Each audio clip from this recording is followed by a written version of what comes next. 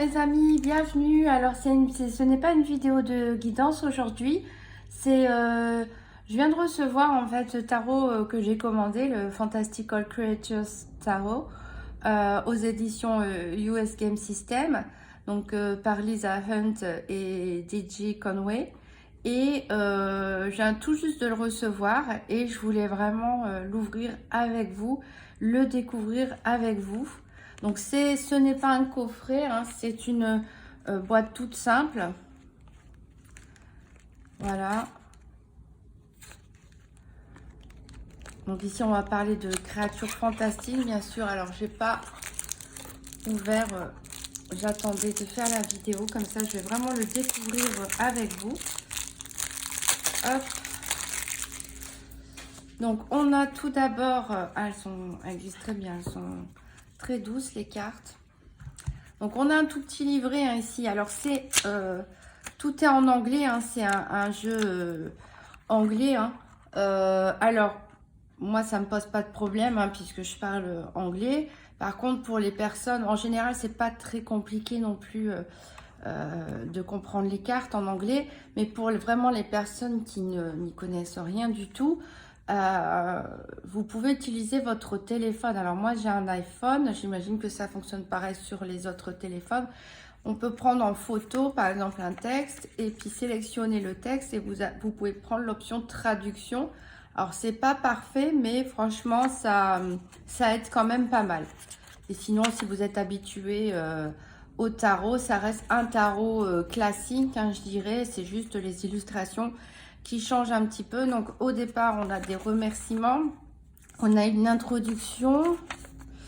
Voilà, ici tout de suite on passe à la présentation donc des arcanes majeures. Donc vous voyez le fou, la signification au niveau divinatoire et ce qui change par rapport à d'autres tarots, c'est qu'on a aussi une utilisation magique.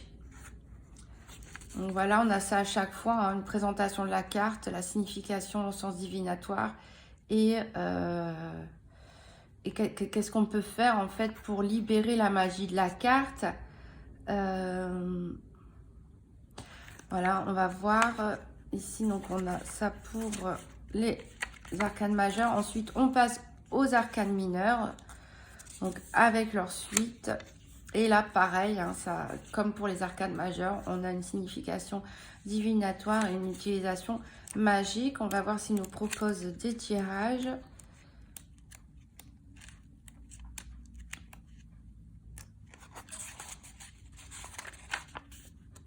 Alors ici, on nous parle de l'utilisation du tarot, mais on n'a pas de... voilà, on n'a pas de modèle de tirage, donc c'est quand même pour des personnes qui ont déjà utilisé des tarots et qui ont déjà leur propre tirage, hein, leur propre méthode de tirage, je dirais.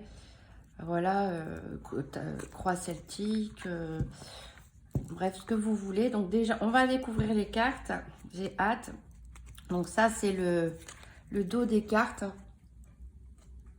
Il est très doux, très beau, très serein. Alors ici, on a deux cartes avec des mots-clés. Un rappel de mots-clés. Alors c'est pas mal, hein, c'est un pense-bête. Ici, on a sur les arcanes majeures. Et ici, on a les mots-clés pour les arcanes mineures. Donc ça peut être pas mal. Ça fait deux cartes comme ça, pense-bête. Et enfin, on va découvrir les cartes.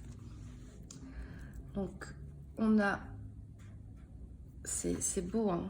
C'est des très beaux dessins. Donc, vous voyez, on va vraiment être dans l'univers fantastique avec des créatures comme ça, sorties de l'imaginaire. Alors, elles glissent très bien, les cartes. Alors, c'est une tranche toute simple, hein. C'est un jeu, un tarot classique très simple. Donc, des tranches neutres. Elles sont très douces, hein. Et au niveau de l'épaisseur, ça va. Alors, donc, ici, on a le mat, hein, le fou, en carte 0. Le magicien, magnifique chat, ce magicien qui tient une baguette de magie. Ici, on a les attrape-rêves au loin, qui est en plein apprentissage.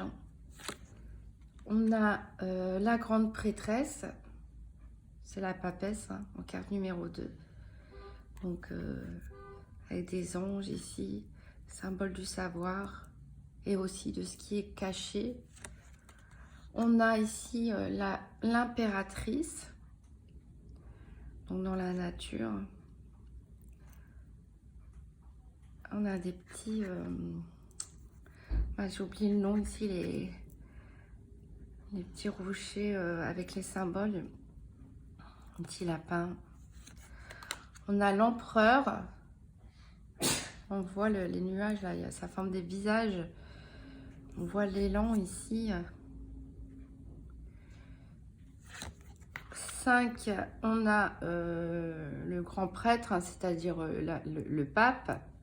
Ici, alors là, le pape, hop, il est prêt à fondre sur sa proie. 6, les amoureux. Très joli, les amoureux ici. Hein. Très romantique. D'habitude, c'est vrai qu'ils sont à 3. Ici, on voit vraiment un couple hein, qui a l'air de partager des sentiments. En 7, le chariot. Alors, le chariot, ici, c'est original. Hein. Ils sont 2. C'est les 2 chevaux, enfin les 2 sphinx qui sont représentés sur les autres cartes traditionnelles. On a la force. On ne retrouve pas notre lion ici, hein, une espèce de crocodile. On a toujours l'univers fantastique ici avec le château derrière. L'ermite. Ah, l'ermite, il n'est pas dans la nuit pour une fois. On dirait qu'il espionne un petit peu là derrière son buisson. On a la roue de fortune. Là, c'est pareil, on n'a pas la roue traditionnelle. Par contre, on voit quand même des mouvements circulaires ici. On dirait des esprits. Voilà, on a l'oiseau qui fait un mouvement ascensionnel. Et ici, de ce côté-là, qui redescend. On voit vraiment une spirale. Hein, le spiral. Ici, on dirait le bas astral. Et ici, la lumière. Voilà, donc cet enchaînement hein, comme ça, on a l'impression aussi de voir dessiner un 8 comme un symbole de l'infini. Alors on a la justice.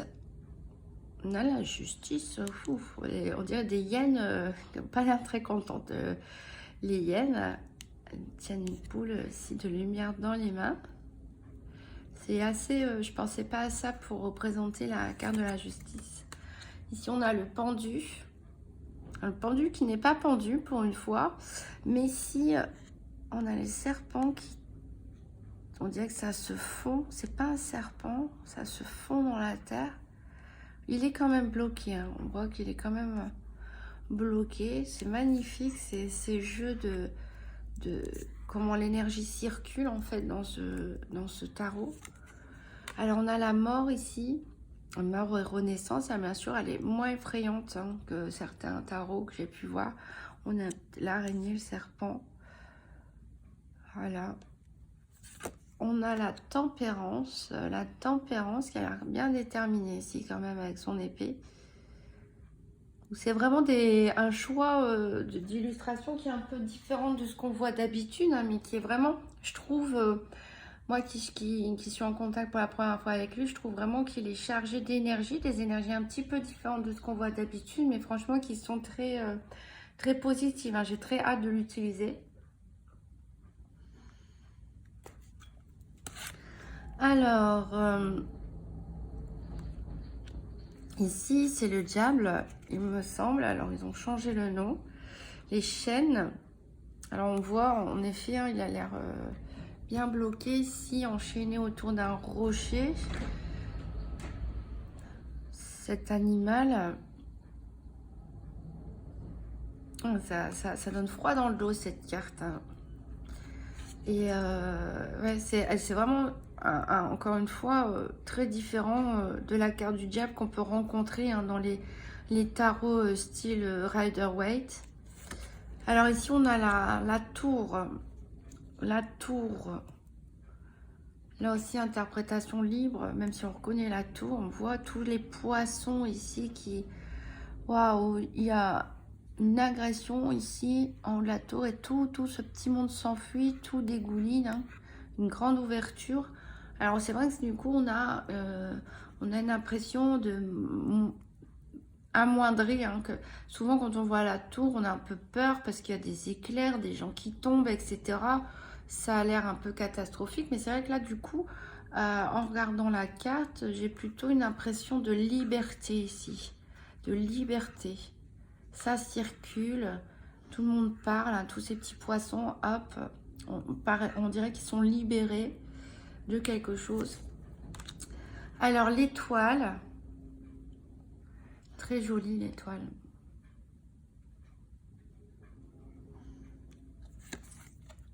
La lune, alors un lune très intéressant. On la voit là en arrière-plan avec la chouette qui représente la sagesse. Une belle licorne toute lumineuse. Très jolie carte. Le soleil, alors le soleil pourtant il est caché là, hein. Il est vraiment caché par le lion ici.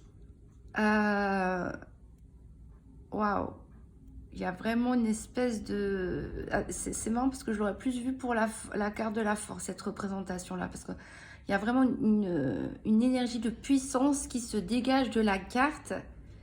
Et avec ce soleil caché, normalement, le soleil, c'est le centre de la carte. Il est là pour nous réchauffer, pour nous illuminer. Et si on est plutôt dans l'ombre, on est plutôt dans une espèce de coucher de soleil. On a de la puissance du lion ici qui ressort, qui nous éclabousse en pleine figure. Alors ici, on a le jugement. Ah, très, très différent aussi, hein. Très, très différent. Une représentation vraiment très libre pour la carte du jugement ici avec ces dragons. Et on a le monde. Le monde, on a les petits papillons qui s'envolent. On a pas mal d'animaux ici représentés. Encore une fois, on voit les mouvements, ces énergies qui circulent.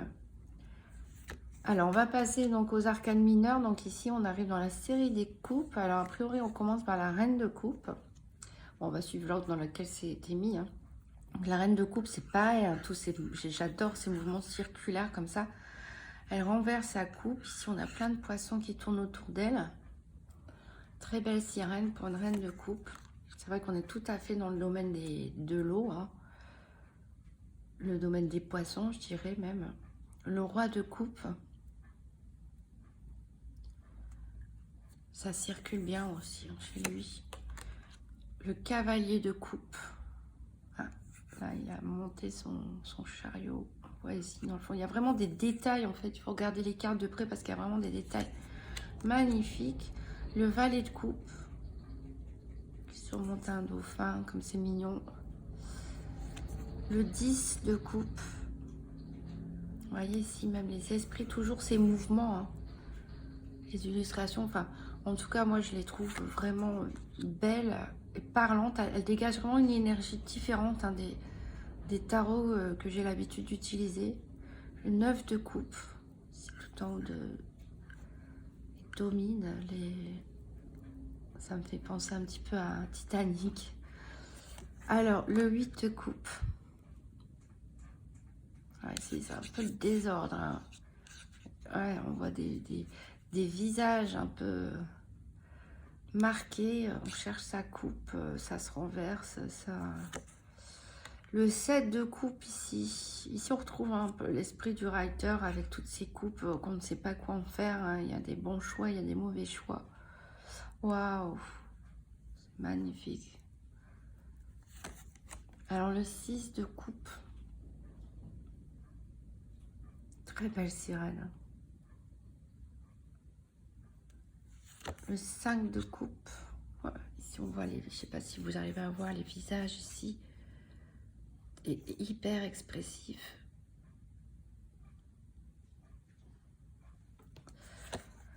Le 4 de coupe. Ici, c'est puissant, hein. On a un visage, en fait. Il faut vraiment bien regarder tous les détails, hein. Le 3 de coupe. c'est des créatures, j'ai jamais vu encore. Le 2 de coupe.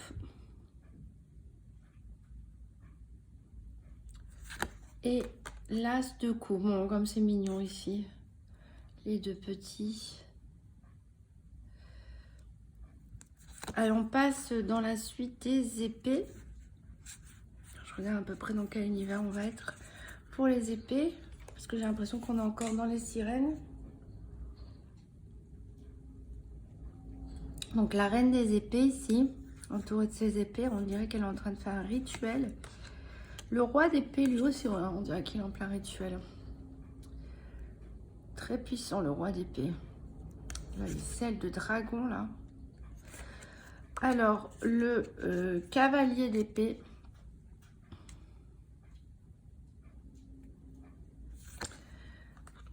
Le valet d'épée.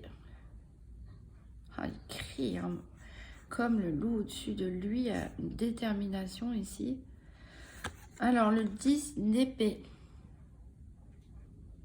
Ah, ici, ça jongle dans tous les sens, là. C'est vraiment là très, très différent hein, de ce qu'on voit d'habitude, encore une fois. Le 9 d'épée. Là aussi, hein. Je pense que quand on utilise ce tarot, hein, de toute façon, je verrai bien. Je pense qu'il faut un petit peu s'éloigner des interprétations classiques qu'on peut en avoir et s'ouvrir. Je pense vraiment laisser guider. Il y a une très forte énergie qui se dégage des cartes et se laisser guider par son intuition, tout simplement. Le 8 d'épée. Le 7 d'épée.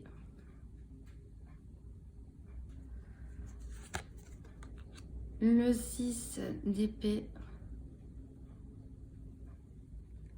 Très très beau, hein. J'adore les couleurs de cette carte.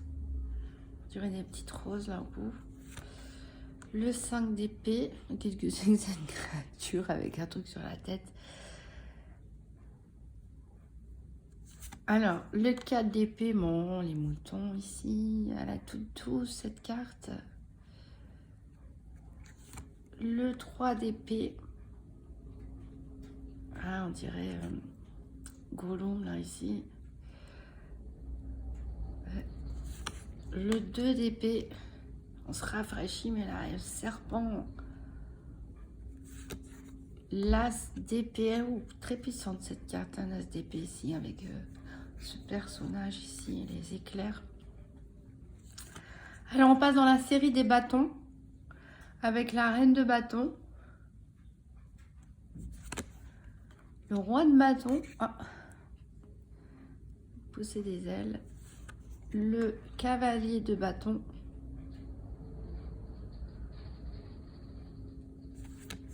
Le valet de bâton. Oh. J'adore ici les petits sangliers, petits lapins là qui sont en plein apprentissage, on dirait de la magie. Oh, le visage dans l'arbre. Alors, le 10 de bâton. Ah, c'est mouvement toujours. Hein. Le 9 de bâton. Waouh, les visages ici, les détails. Le 8 de bâton. Le 7 de bâton. On voit tous les petits bâtons ici comme ça. Le 6 de bâton. Ah, très belle aussi.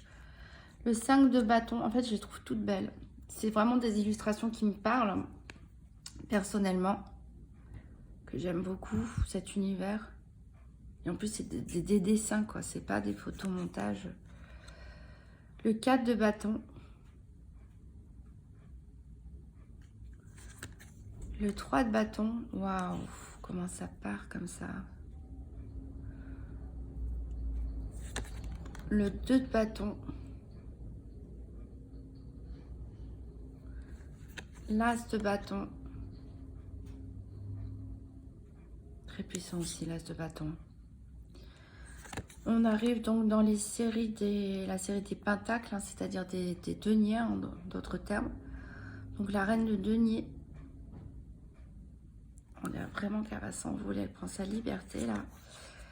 Le roi de denier, il est beaucoup plus ancré, hein, les racines qui l'entourent comme ça. Le cavalier de denier. On dirait qu'il est en train de suivre des traces. Pisteur. Le valet de denier tout jeune. Le valet de denier en découverte de son potentiel. Le 10 de denier, bon, c'est les petits nains dans la mine. Oh, les détails, encore une fois, dans la mine. C'est impressionnant. Le 9 de denier avec la chouette ici. L'hibou. Le 8 de denier. Le 7 de denier. Oh, les créatures ici qui s'expriment. Le 6 de denier.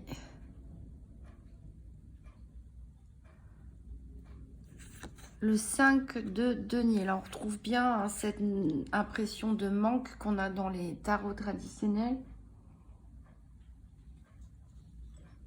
Dans le froid, là, comme ça. Le 4 de denier. Magnifique, hein, cette lumière. C'est vraiment bien fait. Hein. Le 3 de denier. Si on n'a pas le travail en équipe. Le 2 de denier. Ouais, c'est vraiment beau. Et pour terminer, l'as de denier. Alors, j'espère que vous avez aimé cette vidéo. En tout cas, moi, j'ai adoré découvrir ce magnifique jeu avec vous. Regardez comme elle glisse très bien les cartes. J'ai hâte de l'utiliser. Je me demande si je vais pas l'utiliser d'ailleurs pour ma prochaine vidéo sur les guidances de la semaine qui vont arriver parce qu'elle a une très belle énergie. Des interprétations certes différentes du tarot qu'on a l'habitude, des tarots qu'on a l'habitude de voir, mais franchement très puissant. Beaucoup d'énergie, donc mais c'est un tarot que je conseille étant donné qu'il n'y a pas de méthode de tirage, étant donné que c'est en anglais. C'est un tarot quand même que je conseille plutôt aux personnes qui ont l'habitude d'utiliser le tarot.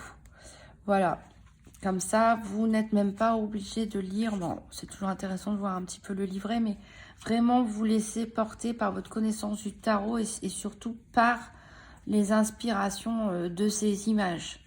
Voilà. Donc, j'espère que ça vous a plu et on se retrouvera, si ça vous plaît, prochainement pour une autre vidéo de découverte de tarot ou d'oracle. Bonne journée!